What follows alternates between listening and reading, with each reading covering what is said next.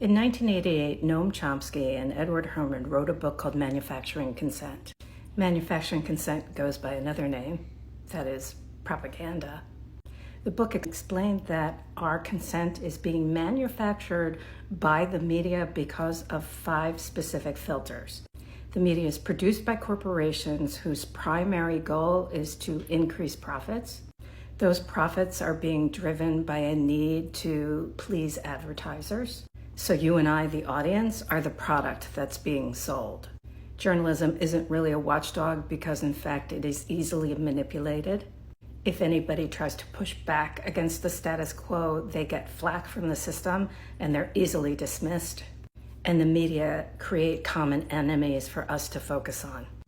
35 years ago, when Chomsky and Herman were writing about this, they were talking about large media conglomerates, News Corp and Viacom and Disney. But don't think for a minute that this doesn't apply to social media platforms. First, last, and always, it's about selling advertising. And how do you get big advertising dollars? You get people to create more and more content, and you get people to spend more and more time online. And no matter how you look at that, that's free labor on our part. If you want more information, check out this video. Propaganda. Many use the word when talking about countries like North Korea, Kazakhstan, Iran.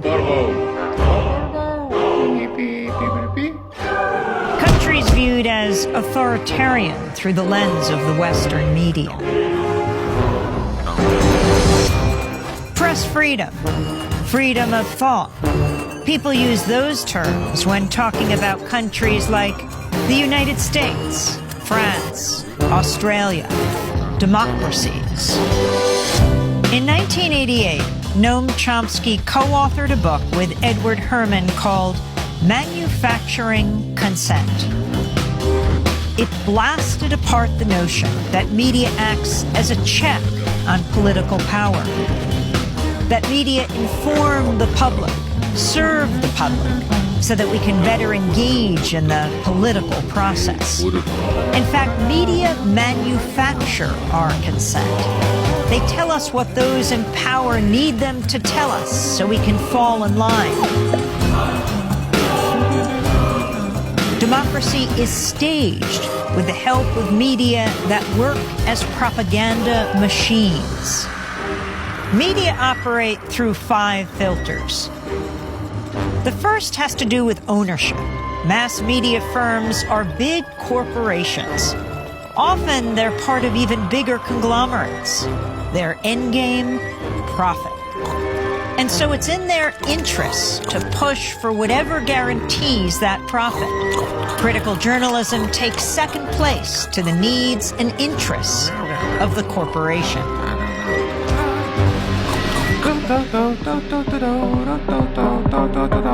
The second filter exposes the real role of advertising. Media costs a lot more than consumers will ever pay. So who fills the gap? Advertisers. And what are the advertisers paying for? Audiences. And so it isn't so much that the media are selling you a product, their output. They're also selling advertisers a product, you. How does the establishment manage the media? That's the third filter. Journalism cannot be a check on power because the very system encourages complicity. Governments, corporations, big institutions know how to play the media game. They know how to influence the news narrative. They feed media scoops, official accounts, interviews with the experts. They make themselves crucial to the process of journalism. So those in power and those who report on them are in bed with each other.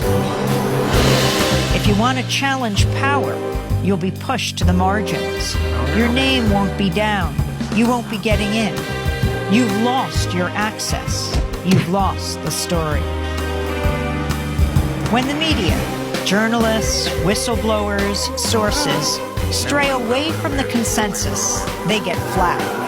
That's the fourth filter. When the story is inconvenient for the powers that be, you'll see the flak machine in action, discrediting sources, trashing stories, and diverting the conversation. To manufacture consent, you need an enemy, a target. That common enemy is the fifth filter. Communism, terrorists, immigrants, a common enemy. A boogeyman to fear helps corral public opinion.